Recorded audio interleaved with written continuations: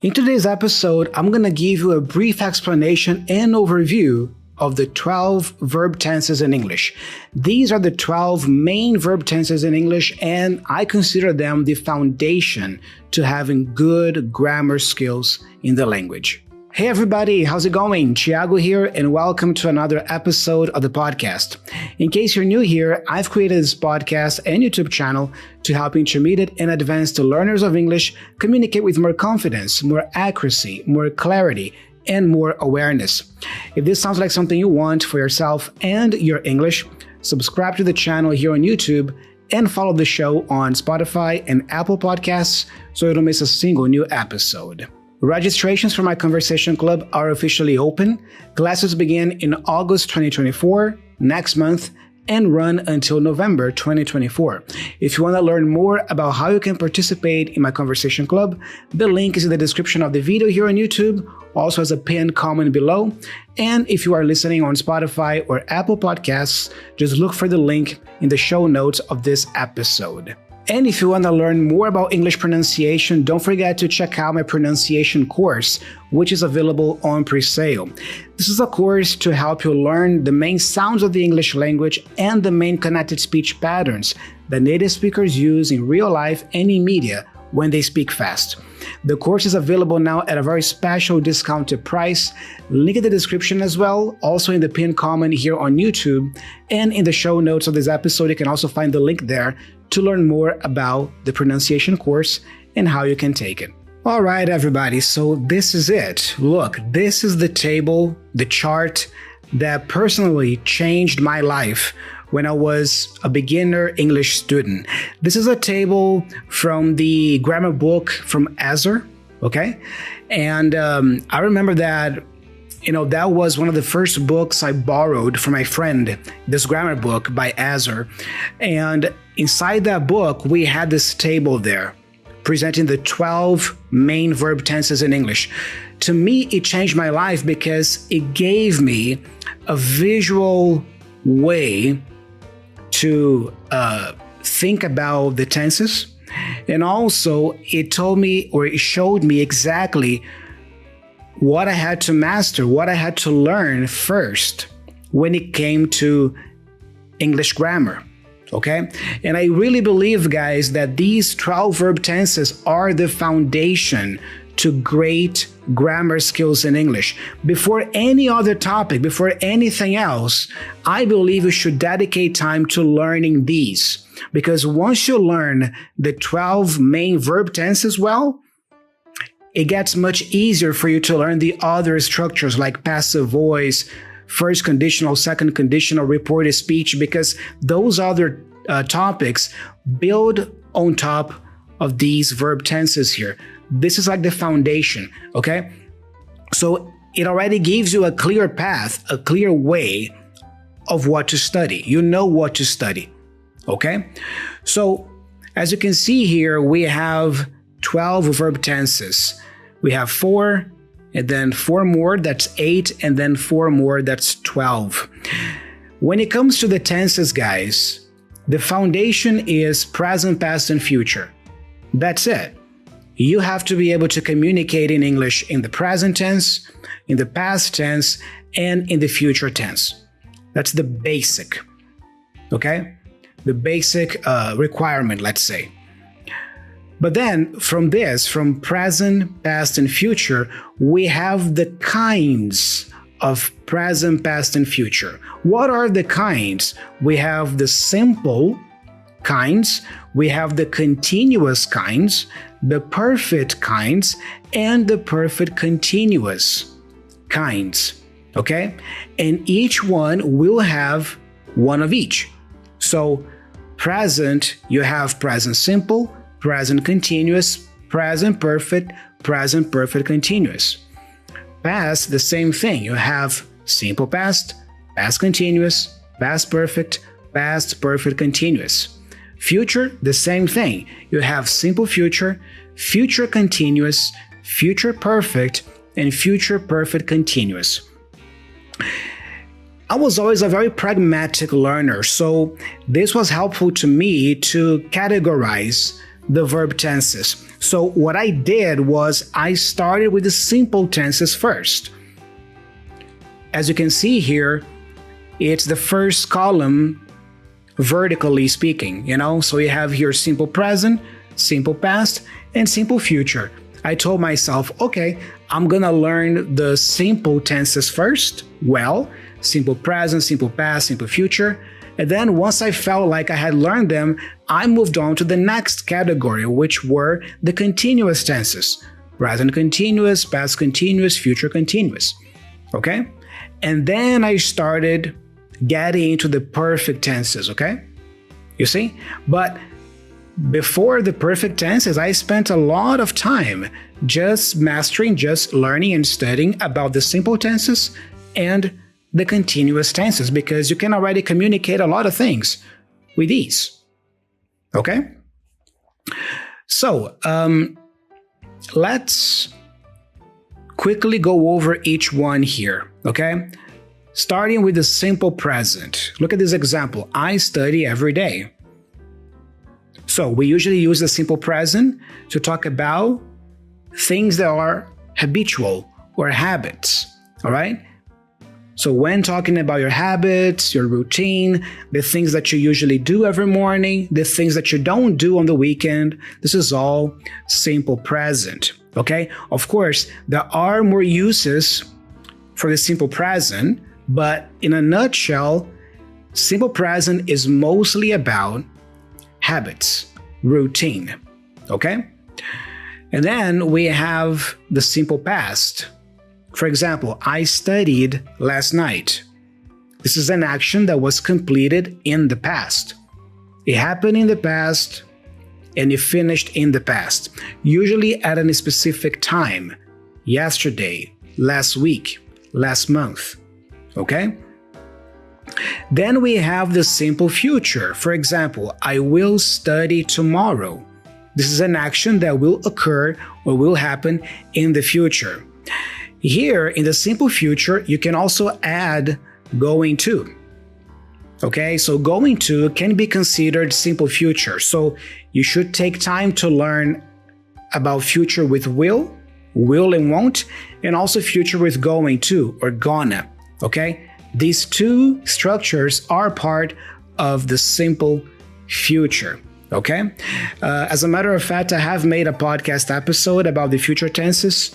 You can check it out later if you want to. Okay. But after that, you're going to move on to the present tenses, the present continuous tenses, excuse me. So we have present continuous. I am studying right now.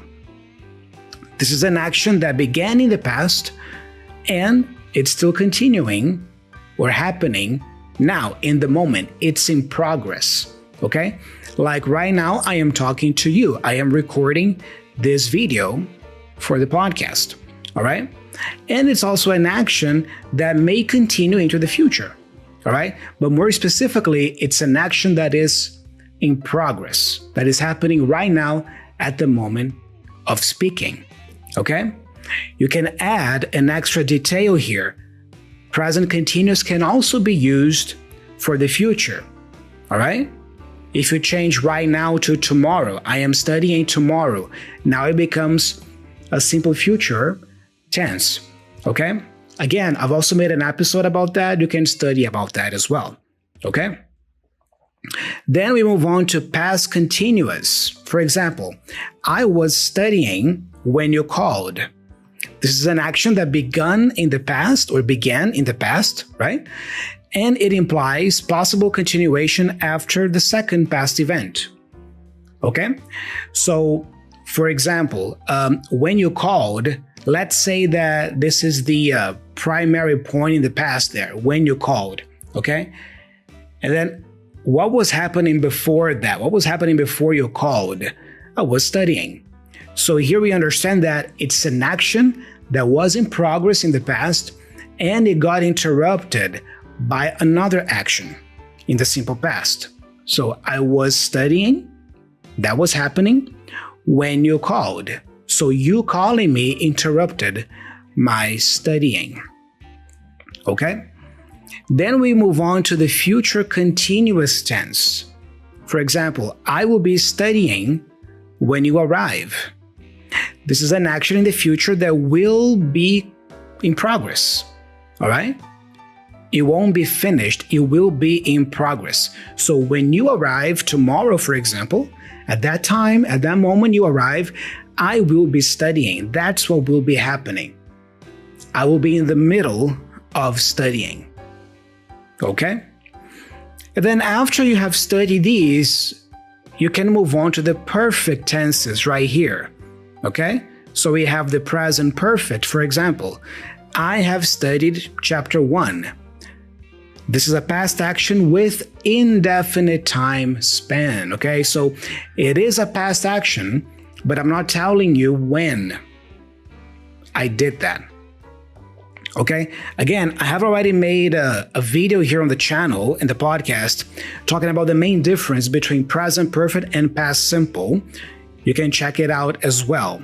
But present perfect, usually, we use it to talk about past actions, but that don't have a specific time in the past for when they happen.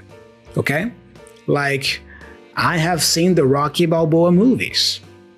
You see, this is all past, but I'm not telling you when I saw those movies, okay? Moving on to the past perfect, I had studied drawing before I began to study painting. So this is a past action completed or finished before another past action, usually in the past simple, okay? So the main difference here between past continuous and past perfect is that in past continuous, the action was in progress. It was happening when something else happened. So for example, I was studying when you called, so my studying or my studies were in progress. They were not finished. Now, if I say I had studied when you called, my studies were finished. They were completed. I had studied when you called.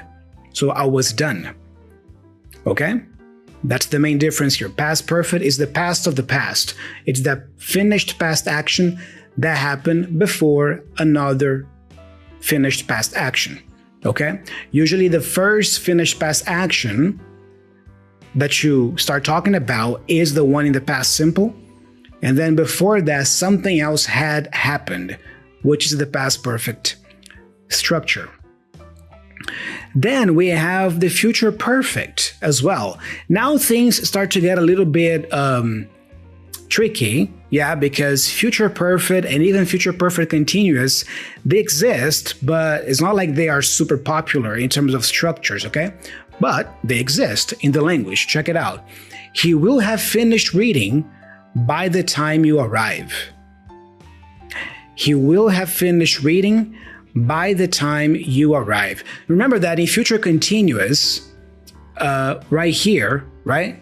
Future continuous, the action will be in progress. Look, I will be studying when you arrive. You see? This action will be in progress. In future perfect, this action will be completed. Okay? So, by the time you arrive, I will have finished studying, for example. You see? So that's the main difference between future perfect and future continuous. Action in progress versus action that was finished, but in the future. Then we move on to the perfect continuous tenses. Present perfect continuous. For example, I have been studying for 2 hours. This is an action, again, that started in the past, is happening until now, and the main focus here is not on the action per se, but on the duration of the action, how long that action has been happening, in this case for 2 hours. So usually when we ask a question with how long, we use present perfect continuous. How long have you been working as an engineer? Oh, I have been working as an engineer for 20 years. Or since 2000. Okay? We also have the past perfect continuous. For example, I had been studying for 2 hours when my friends came over. It's the same principle as present perfect continuous to talk about something that was happening and how long it was happening for. The difference is that we transfer all of that to the past. If I'm telling you a story about yesterday or last week or last month, then if I want to refer to an action that was in progress for in a specific amount of time, I can use past perfect continuous. Like in this case, I have been studying for 2 hours when my friends came over. So when they came over, 2 hours earlier, you started studying. You see? So you had been studying up until that time, up until that moment when they came over, you had been studying for 2 hours. Okay? Finally, we have the future perfect continuous. This is also quite tricky, but it exists as well. I will have been studying for 2 hours by the time you arrive. Okay? Again, it's a future continuous action. Okay? That will be in progress, that will be happening. Okay? And that's pretty much it. The diagram here is also very helpful, right? I'm talking about this future point here. This is by the time you arrive. But before that, I will have started studying. And by the time you arrive here, I will have been studying for 2 hours. Okay? That's pretty much it, guys. You see, so the cool thing about the verb tenses is that they get trickier and more complex as you progress, as you advance, all right? But I also have good news for you, because when it comes to communication, especially spoken communication, okay, you don't have to master all of them. Okay? Because the truth is that native speakers don't use all of them in most conversations, in most everyday conversations. Okay? For you to have an idea, the most popular tenses in spoken English are the present tenses. Okay? So simple present, present continuous, present perfect, and present perfect continuous, these four, all the presents, they are the most popular verb tenses. They are the most used verb tenses in everyday communication and speech. Then after that, especially simple past and past continuous, these two are also very important for you to know. Simple past and past continuous, okay? Because past perfect, yes, it is important to know, it is useful, but usually you see past perfect in books. You tend to see more past perfect tenses in books, in written texts, not in conversation. In conversation, people usually stick to simple past and past continuous. Okay? For you to have an idea, even when telling a story, native speakers many times they tell the story in the present. Something like this. Guys, I went to the mall last weekend and you're not going to believe what happened. I am in the room and then I see this man grabbing a sandwich. I don't know what he's doing there, so I approach him and talk to him. You see, I'm telling you a story, but in the present tense. Even to tell stories in informal speech, in everyday speech, native speakers use the present tense many times. You see? So that's why I said again that the present tenses are the most used in everyday conversation. Second, you should learn the simple past and past continuous tenses. They are useful when sharing experiences and personal life stories. Okay? And then after that, I would say the future tenses, the simple future and future continuous. They're also very good. I'll be doing this, I'll be doing that. Also, I'm gonna do this, I'm gonna do that. Okay? Also mastering present continuous for the future. I'm doing this, I'm doing that tomorrow. Okay? But that's it. So notice that these tenses right here, the past perfect continuous, future perfect, and future perfect continuous, they are not so commonly used in everyday conversation. Okay? So again, if you can master all the presents, and when it comes to the past and the future, you stay between simple and continuous, you're good to go. You can already communicate very well. But then, if you are reading a book maybe or reading a text, you have to be familiar with past perfect because it's quite common in written English. Okay? So guys, that's pretty much it. What I did, again, because I was very pragmatic as a learner, I studied the simple tenses first, then I moved on to the continuous tenses first, and then the perfect and the perfect continuous tenses. Okay? This is one suggestion. You can follow this, let's say, routine or study routine. Or you can focus on what I just shared. Learn the main structures that I usually use in conversation first. So focus on all the presents first, from the simple to the perfect continuous, and then move on to the past, simple and continuous, and the future, simple and continuous too. Okay? Look, in order for you not to get confused, I would recommend splitting the perfect tenses and studying them separately. Okay? So maybe start with just the simple present, present continuous, simple past, past continuous, and simple future, and even future continuous. And then after that, then you can move on to the perfect tenses, because the perfect tenses are a whole different animal. They are more complex. Okay? They are trickier to understand. You're going to have to spend more time on them to really understand them than the simple and continuous tenses. But you see, that's the beautiful thing about this graph. You can build your own routine here, okay? You can study in the order that you find it makes more sense to you, okay?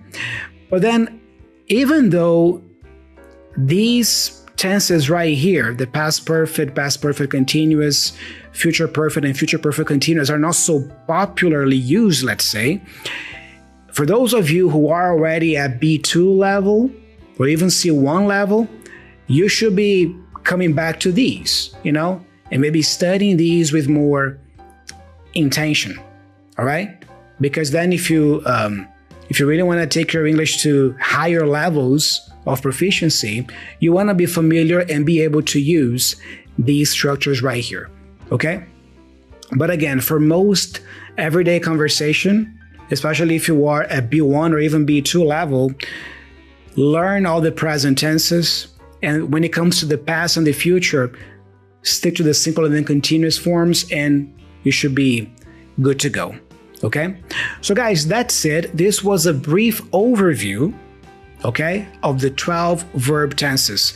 I do plan to make specific videos about each one of them, okay, because I think that each topic here deserves a specific video and lesson. I have already made a video about the future tenses. You can already go and watch that. And I have already made a video explaining the difference between present perfect and simple past. But there's much more to cover, much more to talk about when it comes to these tenses here. All right? But I hope you found this little tour helpful.